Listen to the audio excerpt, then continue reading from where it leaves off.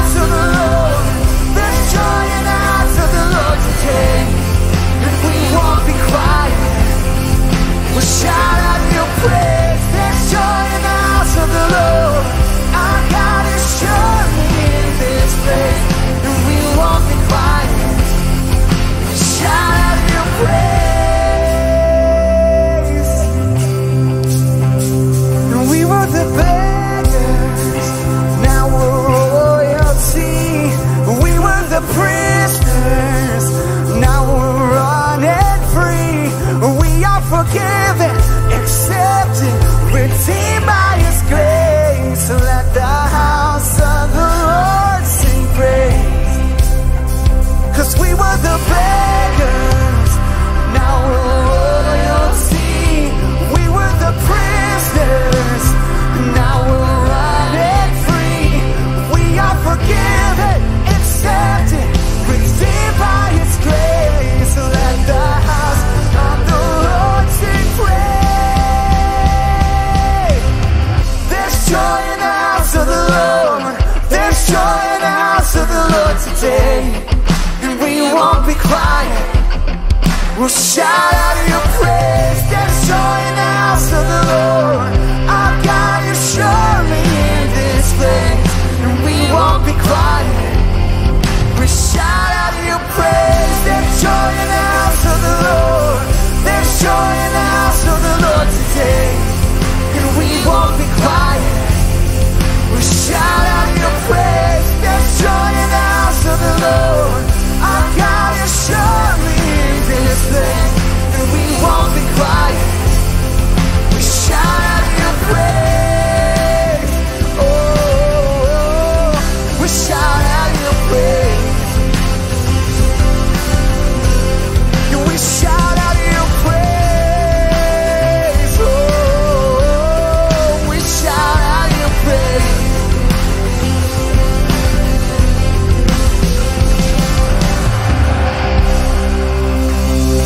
Oh God, we worship you this morning.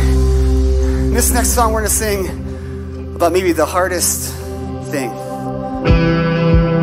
Giving your all to Jesus. The good, the bad, and the ugly.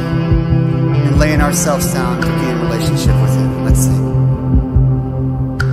Tell me what surrender really looks like. And show me what it means to trust your heart. If I'm waiting for the perfect moment, then there's never been a better time to start.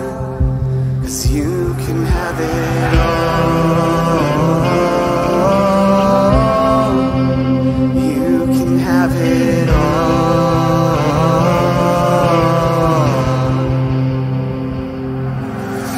Holding back from you is so ironic.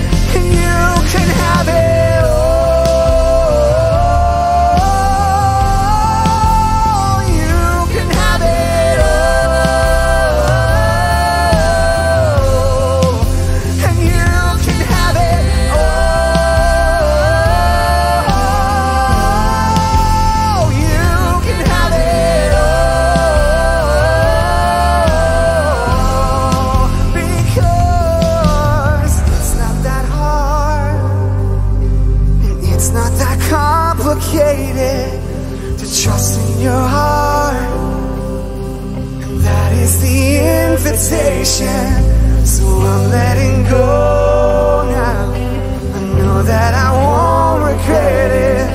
I'm laying it down. It's all on the altar waiting. It's not that hard, yeah, it's not that complicated to give you my heart, and that is the invitation. So I'm letting go now. I know that I won't regret it. I'm laying it down. It's all on the altar waiting. You can have it all. You can have it all. You can have it all.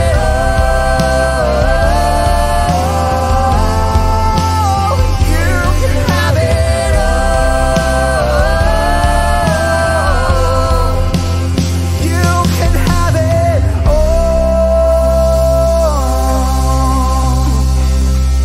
God, we praise you this morning. Man, I just humbly thank you just for your word and for your example, the example of your son, for his life and death and resurrection so that we could experience all of you and then see a model of what giving it all really looks like. God, we thank you for the chance to be together this morning. In your name we pray. Amen. You can take a seat. Thanks for that, Tyler. Band, thank you for singing with us. Welcome once again. How are we doing this morning, Northbridge? Doing all right? Yeah. My name's James. I'm the lead pastor here if we haven't met yet. And it's so good to have you all here in the house and online joining us as well for this summer Sunday morning. And if you are new here this morning, I met some of you out in the lobby earlier. Again, extra special welcome to you. Right off the bat, we hope you're having a great experience so far. You're feeling welcome right at home. And if you haven't heard yet, we've got a gift for you. It's one of our For Pittsburgh t-shirts. We love to say that we're for Pittsburgh all the time around here. We want to be a church that's known by what it's for, and we are for this city that we that we love, Pittsburgh. And we feel that way because God loves the people of Pittsburgh. And we just want to follow in the way of his son Jesus and love this city and everyone around it and in it just the way he does. And so thanks for joining us. You can pick up one of those. It's really easy. If you pull out your phone right now, you can just text the word welcome. That's how we hope you're feeling. Write to 724-414-2585. If you text that one word, in a moment you'll get a text back from us. Just let us know your name. And then after the service, you can stop by the guest service table. We'll have that gift waiting. And our volunteers can answer any questions that you might have. They'd love to meet you face to face. And speaking of questions, we're getting questions about just summer in general. People are like, well, what's going on this summer? Well, we've got after parties after every service today in advance of the massive celebration that National Donut Day will be on Friday. We are celebrating today, if that's okay with everybody. And so there will be a donut wall when you leave this room. And so everybody gets to hang out. We don't have to go outside today on a rainy day. Donuts for everybody, all the kids. So hang out, make some friends. Next week is Kona Ice Truck. Stuff going on all summer long. We've got camps. We've got all kinds of stuff. But probably the thing that I'm most excited about, and so many of you are as well, is the opportunity to connect into community, get to know some people through summer groups. So to let you know more about our summer groups opportunities, would you please welcome to the stage our group director, Scott Wetzel. Come on. Thanks, buddy. Well, thank you all. As James said, my name's Scott Wetzel, and I am excited to be here to tell you what's coming up fast. I can't believe it's June already, right? We just wrapped up May. We are into June, and that means we are going to be starting our summer group season very soon. So highly advised, get your phones out. It's time to register because we've only got a couple more weeks when our women's and men's summer groups are going to be kicking off. The first group I want to tell you a little bit about is our women's summer group. It's going to be called Untangle Your Emotions by Jenny Allen. It's going to meet on Wednesday evenings beginning June 19th at 7 p.m. And to tell you a little bit more about the group, I'm going to go ahead and turn it over to Jenny in a quick video here. I want you to imagine all your emotions are the ocean, and you're standing on the shore. And sometimes the waves are hitting your ankles or maybe your knees, but other times those emotions sweep you out into the deep. And maybe for a swim, and it's a lovely day. Or maybe it's a riptide and it's taking you out and under so far that you really need help. Whether you're a man or woman, whether you're young or old, whether you're a big feeler of wild feelings or someone who just doesn't want to feel anything, we are all feelers because God built us to feel. I've found this truth that has shifted everything for me. Feelings were never meant to be fixed. Feelings are meant to be felt. The gift of anger, the gift of fear, the gift of embarrassment, all of that is such a gift because it makes us see our need for God. So we choose to notice and name and feel and share, and in every step along the path, we invite Jesus into it. See, Jesus asks us what is true of us, and he wants us to be as honest as we can, but we're scared, and of course we are. The fall broke so much of God's plan.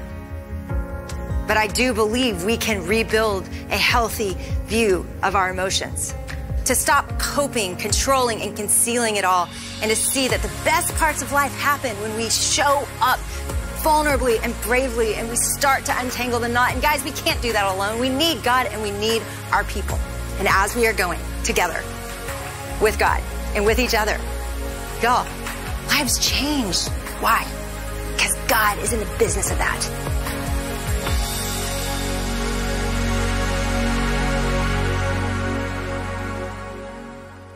I love that. And to steal Jenny's word, y'all, that sounds exciting.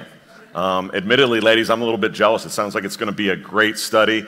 So again, don't miss the opportunity to sign up. Wednesday, June 19th at 7 p.m. That group is going to begin. Registrations are starting to fill up fast, and we don't want you to miss out. The next group I want to tell you about is the men's group, Goliath Must Fall. And it is going to be led by Louis Giglio on video, and it will be meeting here also at the church on Thursday, both in the mornings as well as the evenings. So it's beginning June 20th. We're going to do a 7 a.m. session and a 7 p.m. session because we know, guys, your schedules can be a little wonky, whether you're a very early morning worker or have to work later into the evening. So we're offering both a morning and evening session. And so you don't want to miss out. Again, it's going to begin Wednesday, June 20th. We'll be sharing a little bit more with you via a video next week. But it's a great opportunity, guys, right? We need community. We need each other. Life's hard. And so this is going to be a great opportunity to get together for 5 weeks and to go through some great content. And speaking of community and needing each other, Guys Night, it's coming fast. It is in a little over a week. So it's beginning June 12th, Wednesday evening at 7 p.m. We're going to be meeting here for a couple of hours. It's just going to be a lot of fun. It's going to be a night of connection, eating, hanging out around a campfire, and so it's going to be a great opportunity, guys. If you've been wanting to get to know some other guys here at Northbridge, if you've been wanting an opportunity to invite a guy, maybe Sunday mornings harder to make that invite, this is a great opportunity to make that invite. And so Wednesday, June 12th, please sign up today, again, because it's a little over a week away. We need to order food, we need to plan, have enough games, and so we don't want you to miss out on a burger, guys. I mean, let's be honest, we need our protein, so take that step, get registered. Guys Night, Wednesday, June 12th at 7 p.m. And with that, I'm going to turn it back over to James, so let's give James a hand. Yes, sir. I'm on. There we go. That's all the stuff that's coming up. And all of it's about connection and community. I mean, summer is the opportunity to do that. So whether it's an after party, especially groups, Sunday mornings, take a break from the screens, right? Engage in real life and do life with other people. You won't regret that at all. If you want to take that step, you're like, he keeps talking about signing up. How do we do that? You can go to our website, our app, or just scan that QR code on a seat back around you, in front of you. It'll take you right to the top 3, and our groups are listed there. One other thing that's listed there are after parties. And one of the big ones coming up, everybody loves it every year, is our church picnic is what we call it. We kind of gather at Moraine after the church service here at the end of the month in June. We've got a pavilion reserved for you right by the lake. All kinds of activities there, free swimming. You can rent a boat, bring your bikes, whatever you want to do. Everybody will be there. We're providing all the burgers and dogs. We ask everybody to bring like a side dish, kind of do it old school that way. But we are looking for just a small team of people, about 6 to 8 of you, to go up in advance, start grilling a little bit early so lunch will be ready. And also, like put the plastic table covers on the picnic tables and stuff like that. And so if you can be part of that advance team, it's a great way to get connected and also help us out that Sunday morning. And all you have to do is register, and then we'll be in contact with you. And so you can do that by going to the top 3. You'll see all of our summer activities, and there's a little blurb about the church picnic and how you can help, and just click on that link. Be so grateful if you do that, and we know that advance team exists and will be able to help us pull off the picnic. All right, right now we're going to continue to worship by receiving the morning's offering. And I say that all the time. We continue to worship by receiving the morning's offering, because just like singing and opening up the Word of God and spending time applying that Word to our life and being in prayer, the offering is an act of worship for followers of Jesus. It's an opportunity for us to say thank you and just pause in the middle of our week and just reflect on all that God has blessed us with. It's an opportunity to give a portion back to Him as a way of expressing our gratitude, and also a way of partnering with Him in all that He's doing in and through this local church. And it's also a step of faith. There's a step of faith each and every week, each and every month. Maybe you've automated your giving regardless of how you give. It's a step of faith for followers of Jesus, because we don't know what's going to come next, but God does. And by giving that portion away, we're saying, I declare my faith in you. I'm putting my trust in you, that no matter what comes in my future, I trust that you've got it and me in your more than capable hands. So that's why we always say it's a part of worship, because it is. So thank you for engaging in that with us. If you're here for the first time, absolutely no pressure to give. You're our guest. And again, we want to give something to you. We've got a gift for you. So please stop by the table on the way out and get one of those gifts into your hands. There's also a drop box at the back of the room between the doors, in addition to all that text to give and online giving. So as we take, more time to give, we're going to be syncing up with our network of churches. We've been in this series called What Our World Needs Now. We've been answering that question. What does our world need? And the answer throughout the series has been it needs more people actually following in the way of Jesus and looking like Jesus. And so we've been looking at the fruit of the Spirit and how that manifests and looks in our lives. I've given some of the messages when they're not live here. They're from one of our network churches and pastors. Today, we're going to be syncing up with one of our network churches, Buckhead Church, and Joel Thomas as he continues our series today. Here's Joel.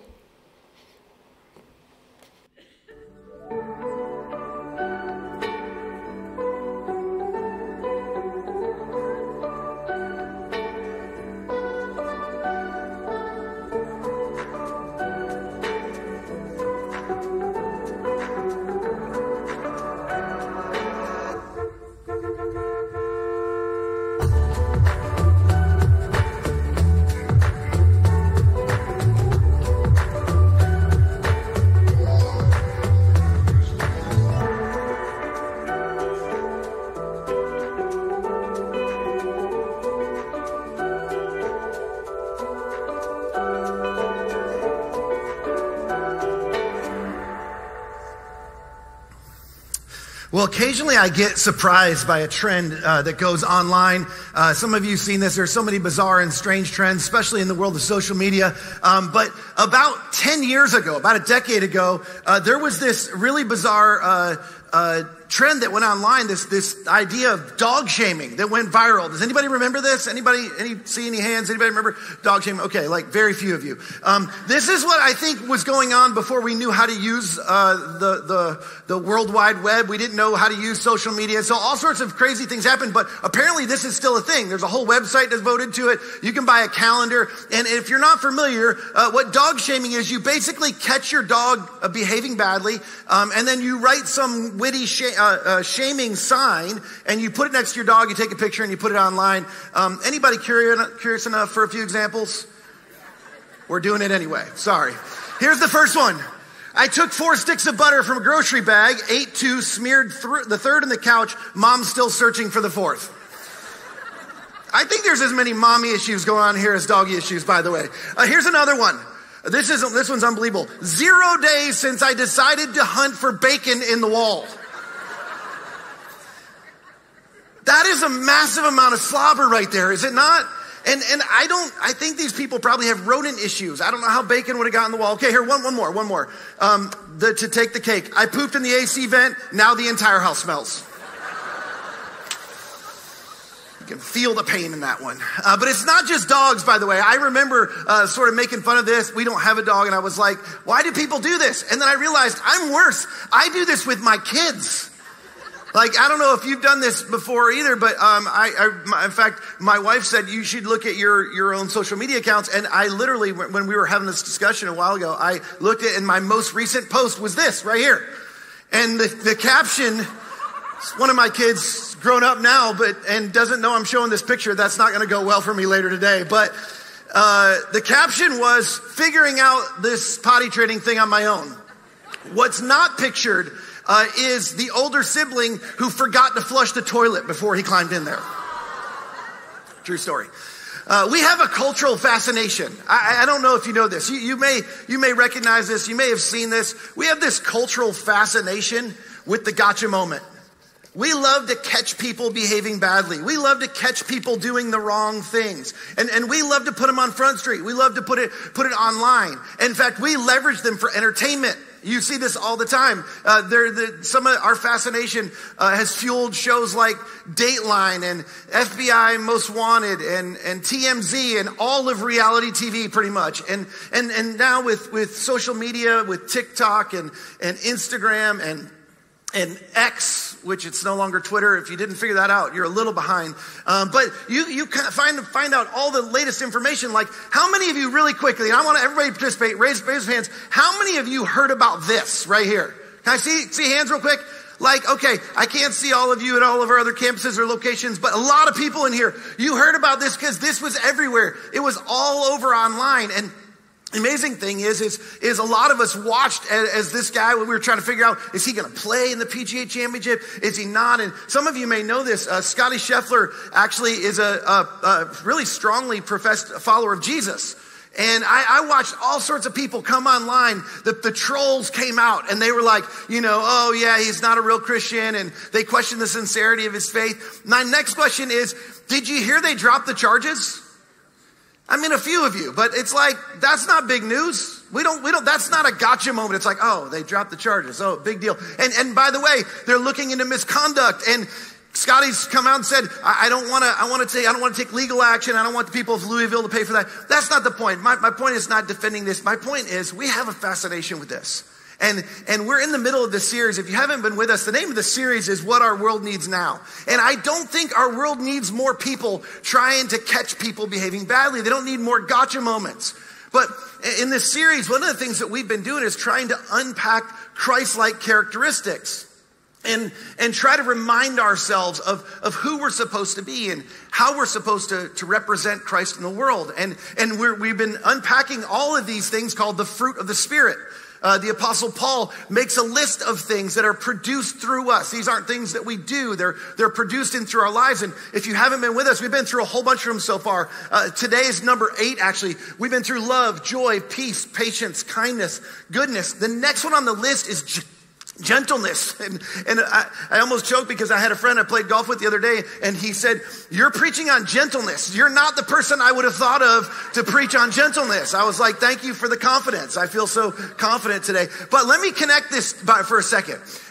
If you weren't here a few weeks ago, we focused on kindness. And in that message, these two words are really closely related in the original language. In fact, some of your translations translate this word, gentleness. And so when you're trying to preach on these two things, it's like they're not dramatically different. They're kind of like cousins. And so for some of you, today may feel like a part B to the kindness message. If you weren't here for that, here's the bottom line. We talked about the woman who was caught. She was caught in adultery. There was a gotcha moment. And Jesus met her immediately with his fullness of his grace and the fullness of truth, both. And in doing so, he he presented tremendous loving kindness, the model of loving kindness. And the question though is what happens next, or what should happen next with the people around? If that's how we're supposed to immediately meet people, what happens after that? And we're going to find out, in fact, in just a few verses later, of all the things that the Apostle Paul could have circled back to on this list, of all the things he could have circled back to, he circles back to gentleness. Just a few verses later. This is the end of chapter 5. Chapter 6, verse 1, it begins this way. It says, brothers and sisters, so it's Christians, followers of Jesus. If someone is caught in a sin, you who live by the Spirit, he's reminding us, this is about living by the Spirit. We just talked about the fruit of the Spirit. This is something that's produced through you. If you're living by the Spirit, this is what you should do. And Paul's basically saying, look, as Christians, you actually have a job to do. When someone, and this is the thing, it's interesting because we like this. And he's like, okay, if you like it, you have a role in it.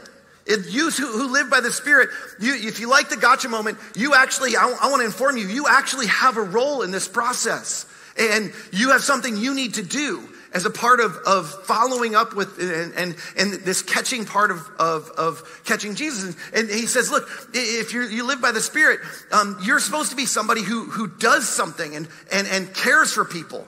But I imagine there was some religious types that are a lot like many of the social media types we see online today. And they're leaning in at this point. And maybe they were some in his original audience and they're like, okay, Paul, you're going to tell us what we get to do. When we catch all the people who are getting away with the things we secretly wish we could be doing, but we can't get away with, the people who are supposed to represent the law, the teachers of law. And it's not necessarily the type of spirit that Paul's talking about, but you've experienced this. In fact, some of you've experienced some people with this type of spirit up close and personal. And it wasn't super fun. And maybe it was even in the church. Maybe it was somebody who represented religion or called themselves a Christian. And it wasn't that someone was caught. It was how they were caught.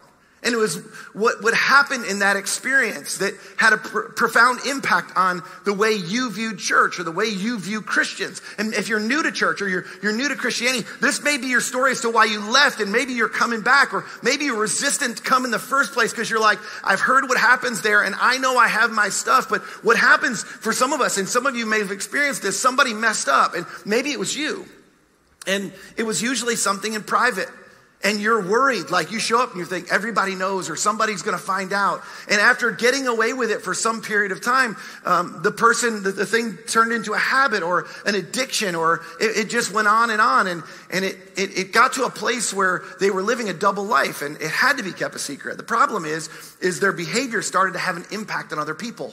And people began to suspect things, and people began to wonder, and the pressure grew. And some of you have experienced this. You've felt this. And in fact, we all experience this from time to time. And what began as a something like, it was like a mess up. We messed up. And now is turning into a big mess. And then your experience happened. Then that person was found out. They were caught. Maybe you were caught. Maybe someone was caught by somebody religious who inserted themselves into the situation. And come on, let's be honest. Didn't you wonder, like, why do they even care? Like, they're like inserting themselves like, yeah, I have a role and I'm the official moral police and I'm going to come in and I'm going to sort this out and I need to identify this person. I mean, the bottom line is they showed up and you weren't sure why they cared, but they didn't care the way you wished they would have cared. In fact, sadly, oftentimes, one of the reputations of the church or of Christians is they showed up, and when they showed up and they pointed out our mistakes or our mess ups or our failures, they actually made us feel worse, not better. And they did more damage than they did good.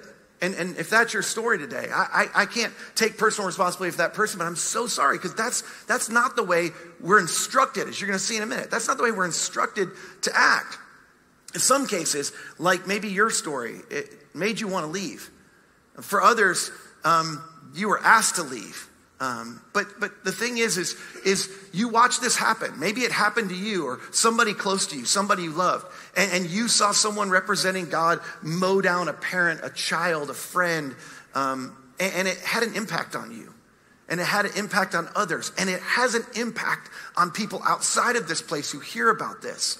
And for some of you, the only thing that kept you from experiencing something like this, or people from experiencing something like this, is they just weren't caught. You were never caught. And then part of you goes, I'm so glad I wasn't caught.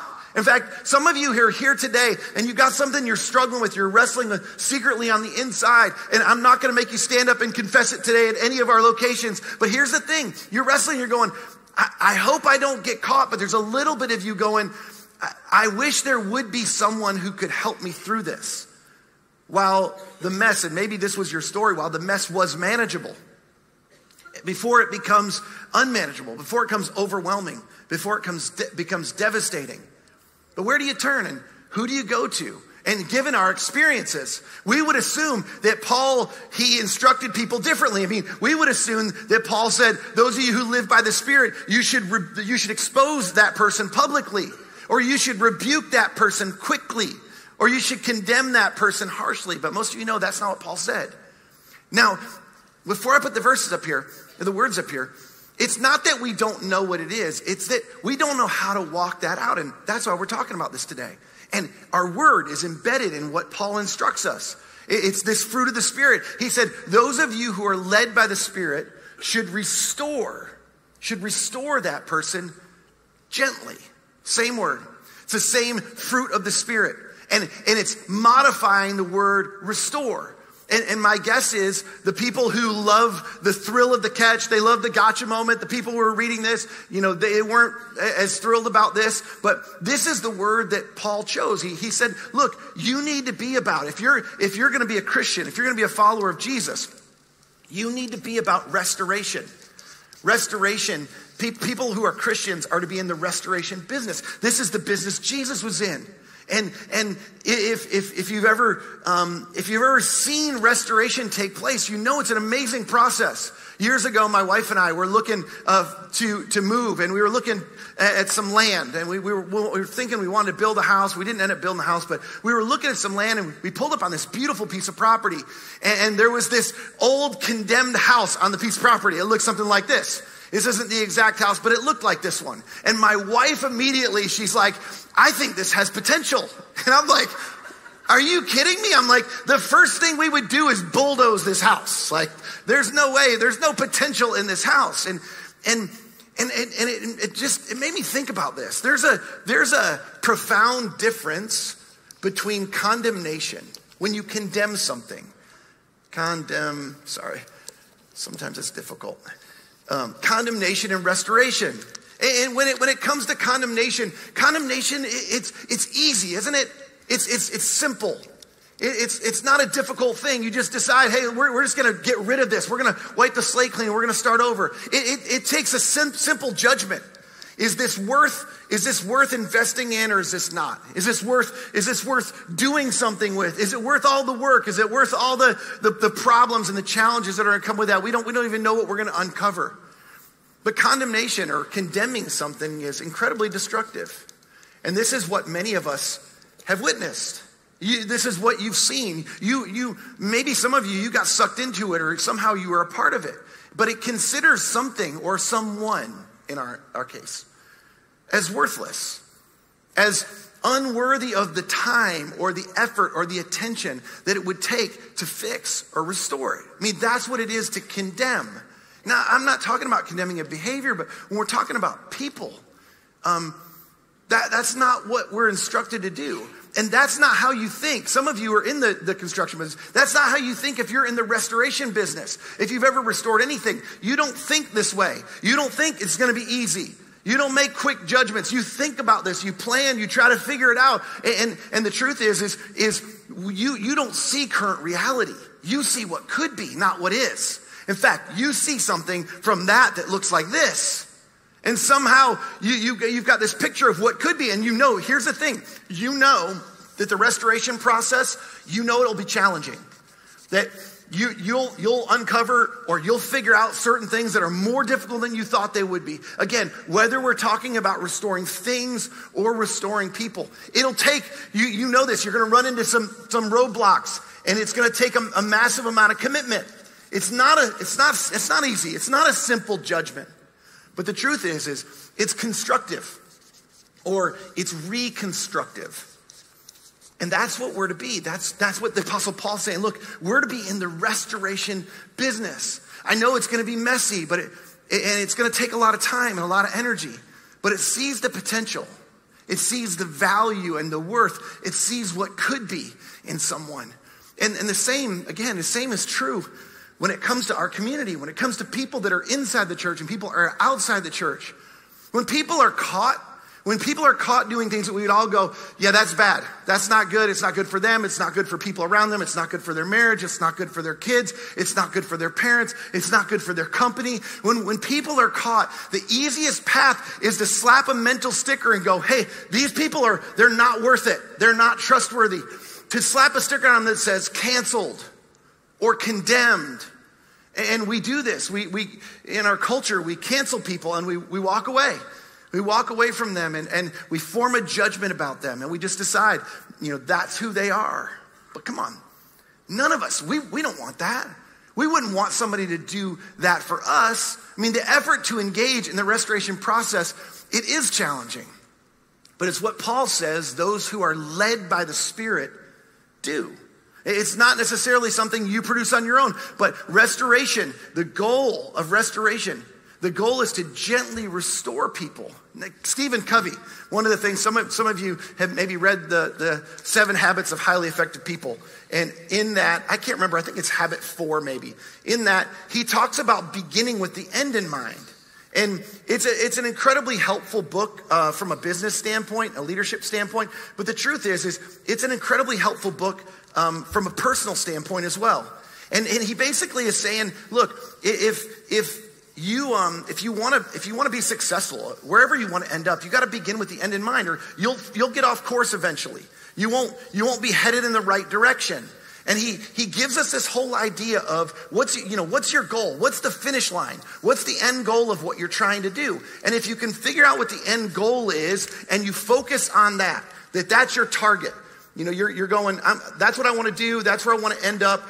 And again, this to the Apostle Paul's point, if you can begin with the right end in mind, it impacts how you operate. If you get really clear about what your target is, the target of what you're trying to do, the end goal, if our end goal is restoration, it's a game changer. And here's what I just say, is when you think about this, I just want you to think very practically for a minute.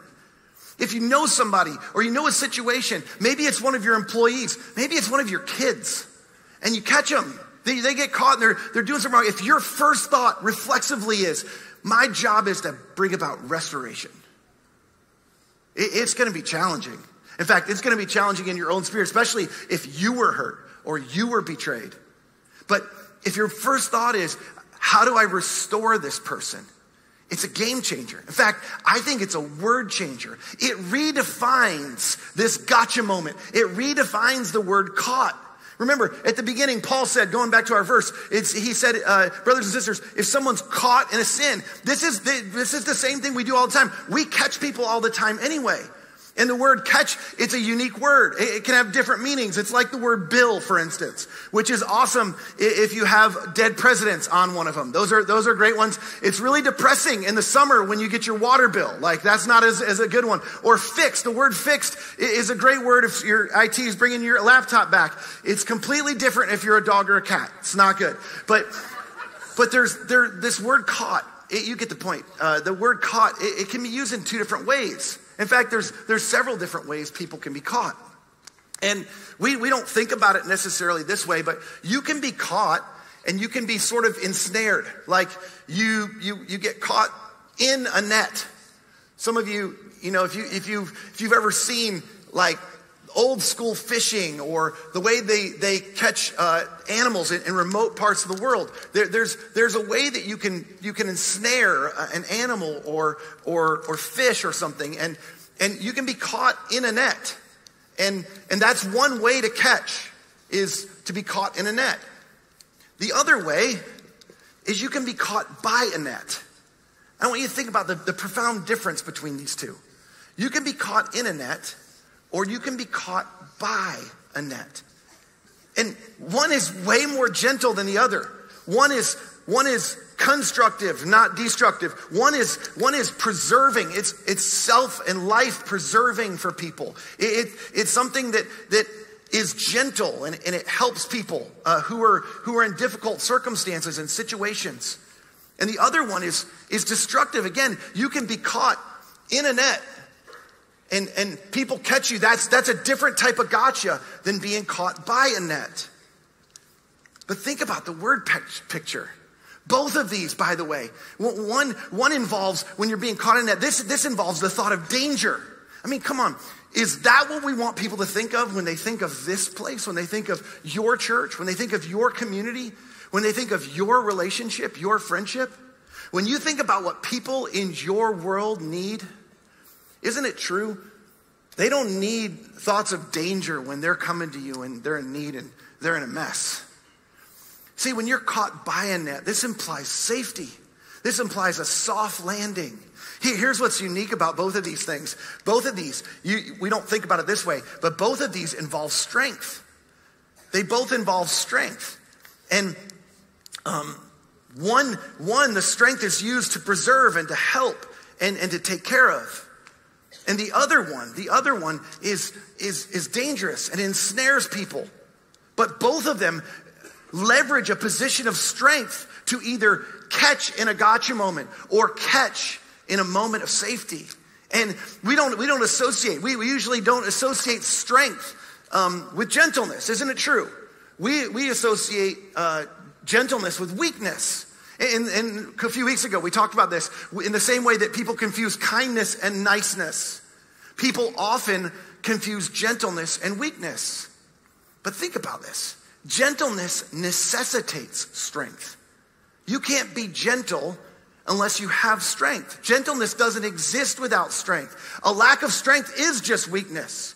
You need strength to show gentleness towards somebody. My kids, I have 3 boys and they love to wrestle. And a few years ago, my oldest was learning to wrestle with our youngest. I would wrestle around them on the floor and I'd throw them all over the place, but I'm being careful as they land and making sure they don't run into each other. And it's kind of one of those tricky things. If you're a dad of boys, you know how that works. You want to be rough with them, but you don't want to break their bones and crush them and end up in the hospital. That's a whole nother mess. But you do want to have fun and they want to play rough. And oftentimes, not all kids, but my boys, they want to do this. Well, my oldest son, who's 8 and 10 years older than my 2 younger boys, he sees me throwing him around and playing rough with him. And one day I come in and he's throwing them around and they've got rug burns and bumps on their heads. And I'm like, hold on a second.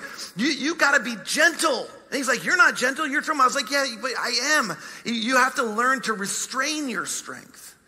Think about this. This is true. If he wasn't stronger, I wouldn't have to coach him on how to be gentle. The same is true when we catch someone. When we catch someone, whether you know it or not, you don't think of it this way. When you catch someone, when someone's caught, when you're the person that's there, you're in a position of strength. You're in a position of strength. And the question is how will you leverage that position of strength? How will you leverage that position of strength in the situation? How will you leverage that position of strength for or against this person? The very next sentence in the verse, it helps us in the most insightful way. Don't miss this. This is what it says. He says, but watch yourselves, or you also may be tempted.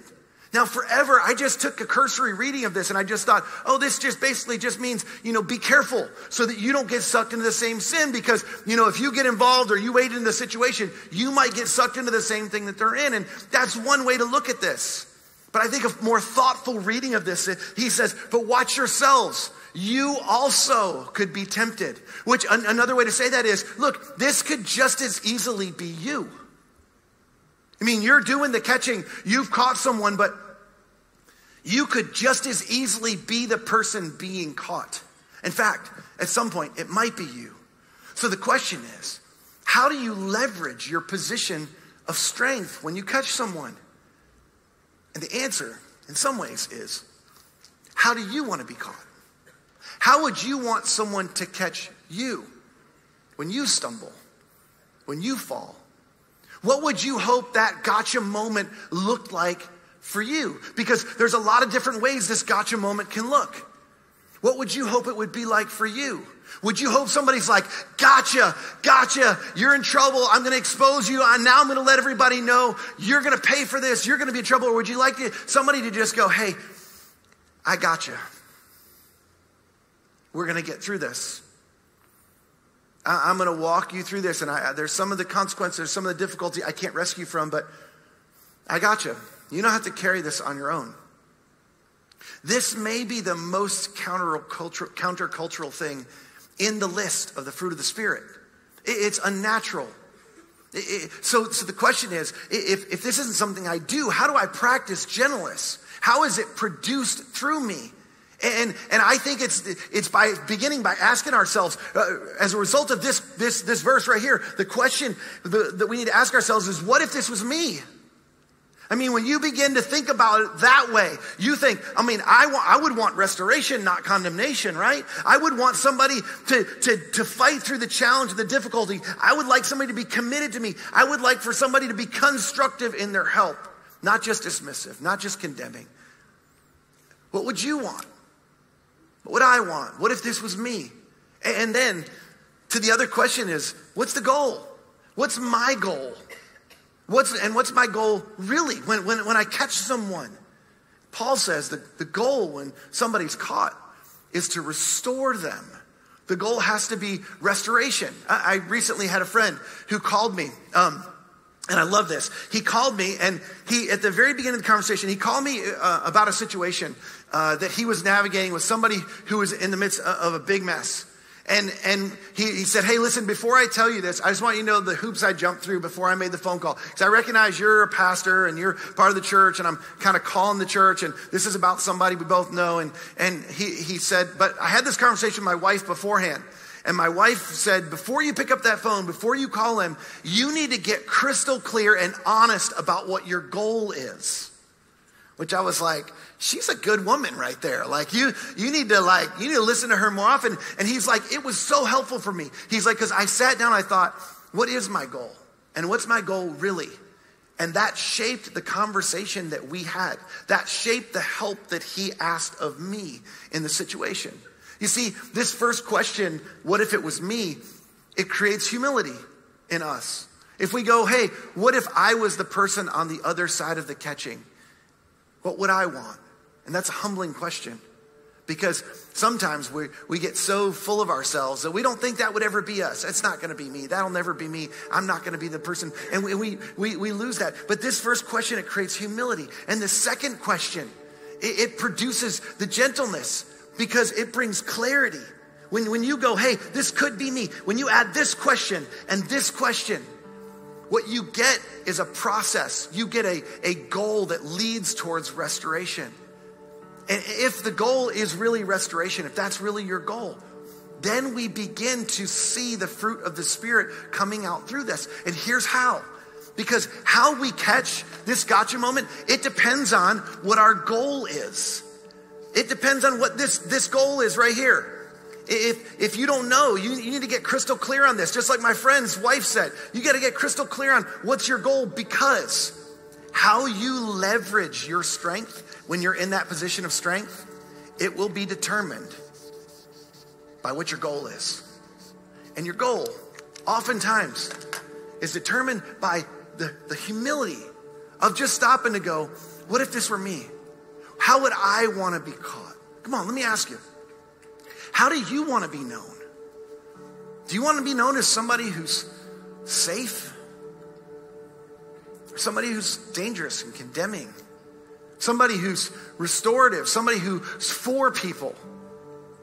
Come on, what do we want to be known for? I mean, the truth is in the church, we have so many different reputations from people that stand on stages like I do, who've been seen as something other than what they portrayed to be. By people who've come into the church and they've been damaged and they've had difficult experiences. I mean, the truth is our reputation when catching people who mess up, when they stumble and fall, it's not a great one. Do we want to catch people, or do we want to catch people when they stumble and fall? What if the church was the safest place on the planet to stumble or fall? Think about how different that would feel when people showed up here. Think about how different that would feel when people landed here, when you landed here. when those friends of yours that are far from God that think I'll never be accepted there, when they land here, what if we simply took Paul at his word and said, you know what, we're going to make our goal restoration. And we're going to leverage our position of strength to gently catch people when they stumble and fall. When you think, come on, when you think of the church, when you think of Christians, be honest. Do you think condemnation or restoration? When you think about your past experiences with people, when you think about your small group, when you think about the volunteer team or the community that you have, the Christian community you have, your closest friends, do you think condemnation or restoration? If you were caught, what would you experience? Come on, when you think of your church, when you think of North Point, when you think of Brownsbridge, when you think of Woodstock City, when you think of Buckhead Church, when you think of East Cobb Church, when you think of Decatur City Church, when you think of Hamilton Mill Church, when you think of Gwinnett Church, when you think of Southside Church, when you think of Athens Church, when you think of your church, whatever the name of your church is, what do you think? Do you think condemnation or restoration? Here's a better question. When your friends who don't do church, when they think of your church, what do they think? See, what if we all just decided from this day forward, we're going to catch others the way we want to be caught. We're not gonna, rather than the gotcha where it's like, I got you, I'm going to catch you. You know, I'm catching you behaving badly. I mean, we're past that. We all mess up. We all fall and falter and stumble and fall. Think about it. What if we became known as the place where people are safely and gently caught? I'll tell you what would happen. We'd have more opportunities to catch. Think about it. Future opportunities to care for and love on and lift people up who are stumbling and falling is at stake. Every time you catch someone, every time I catch someone, every time we catch someone. This is true whether you're a boss, whether you're a parent, whether you're a leader. Every future opportunity for somebody to come to you when they're stumbling and falling depends on the last time you caught someone. Here's the thing. The Apostle Paul says, the goal is to gently restore people. One day, it might be someone you love. It might be someone really close to you. Or maybe that one day, it might just be you. How do you want to be caught? Let's catch the way we want to be caught. Let's be led by the Holy Spirit. Let's make our goal restoration and allow God's Spirit to gently lead people to restore lives, to renew lives, to new paths, to new beginnings, to new renewed lives, to live full of what Jesus said, full lives in the fullness of what he came to offer each one of us. And in doing so, we'll fulfill what it is to be the church, to be Christians. And I believe we'll be exactly what our world needs now. Let me pray for you. God, thank you for this truth. Thank you that it's so connected to the idea of the fruit of your Spirit. Thank you that we don't have to do this on our own, but we do play a part. God, I pray specifically for two things, for everybody who's watching, for everybody who's listening that calls themselves a Jesus follower. I pray that you would give us the humility to ask the question, what if it was me? What if this was me? What do I wish when it was me? Or when that day comes and, God forbid, it is me. Give us the humility to respond in the right way to that question. And then help us to wrestle to the ground, just like my friend, like what our goal is really. Like what's our goal really? What do we really want? What do we really hope for? And I pray if our heart, in our heart of hearts, if we can't say that it's to restore someone, I pray that you would change our hearts. You would transform our hearts. We can't do that on our own, but you transform our hearts so that we would see people the way you see them. And that we would get crystal clear as to what our role is, to what we're called to do when we catch people around us. So give us that humility and that clarity. I pray for somebody today who's here and they've been wondering. I just pray that they would risk. I pray that whether they're in a group, maybe they've been connected here for a long time, maybe they're serving on a team and they're terrified to talk to somebody. Maybe they're somebody who's just shown up here for the first time and they're worried. They're worried what will happen when people find out. I pray that whoever they run into, whoever they interact with, they would find a soft landing. They would find somebody with their arms out wide, ready to catch them as they're stumbling and falling. I just pray that you'd make this true. We can't do this on our own. That's why it's a fruit of your Spirit. I just pray your Spirit would work through us in powerful ways. In these days when lots of people all around us, lots of people inside our church are stumbling and falling all the time, I pray we would be that safety net that carries people and leads them towards restoration. And I pray it in Jesus' name. Amen.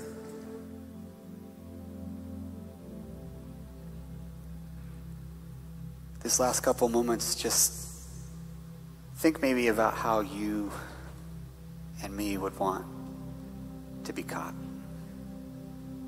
Or a situation where you have been caught in the way you wanted. And then maybe there's someone who you can do the catching for. This is an amazing song about human potential through Christ-centered intervention.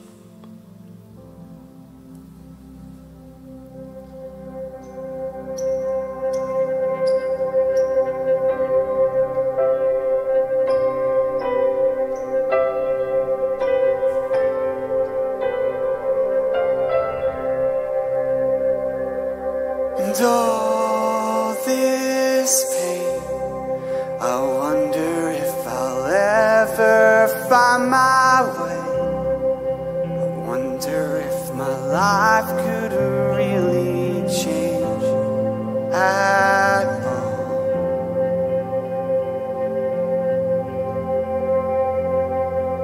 And all this earth, could all that is lost ever be found? Could a garden come up from this ground at all?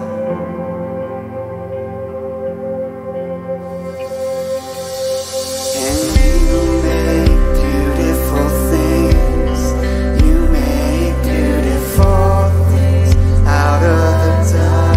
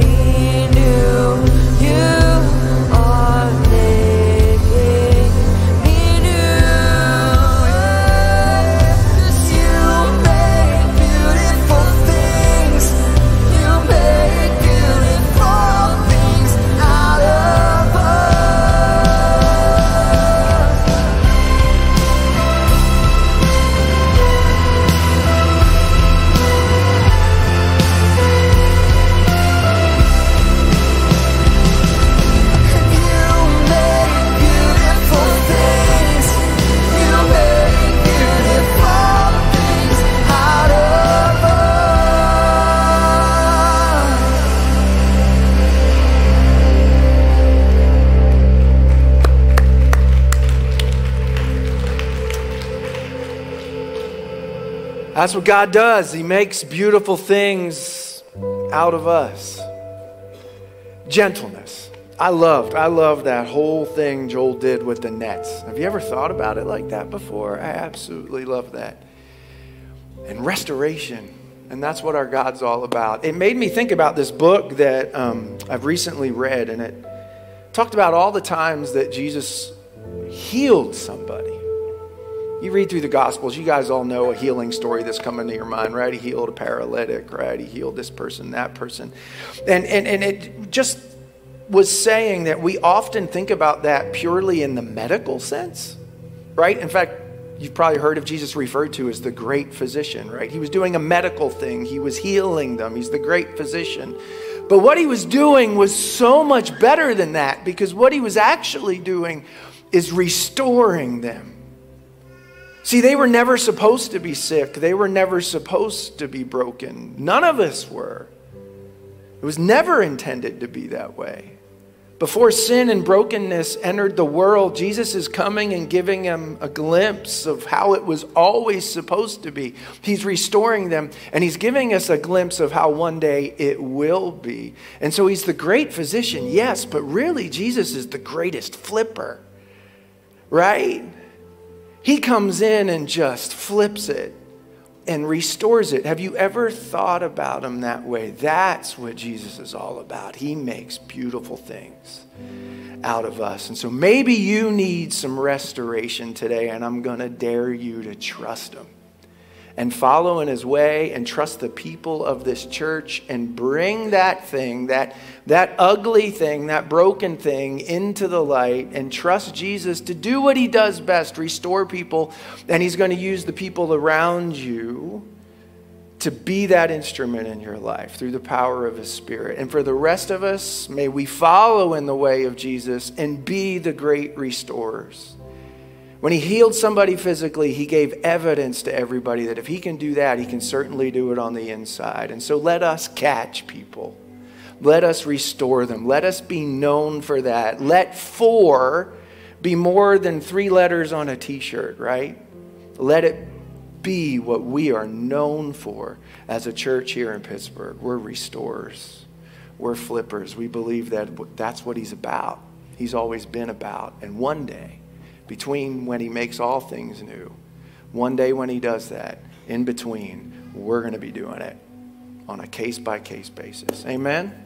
Amen. Thanks so much for joining us today. As I said, as I promised, we've got a wall of donuts out there, and you have a challenge. And your challenge is not to eat all the donuts, and there's a lot. You can have more than one, trust me. The challenge is to meet somebody you don't know, okay? Every week, that's the challenge. So next week, when you come back, you've got a new friend that you know by name, and they know your name as well. Next week, we're wrapping up this series. Between now and then, eat lots of carbs in the form of donuts, all right? And have a great week. We'll see you then. Go in peace.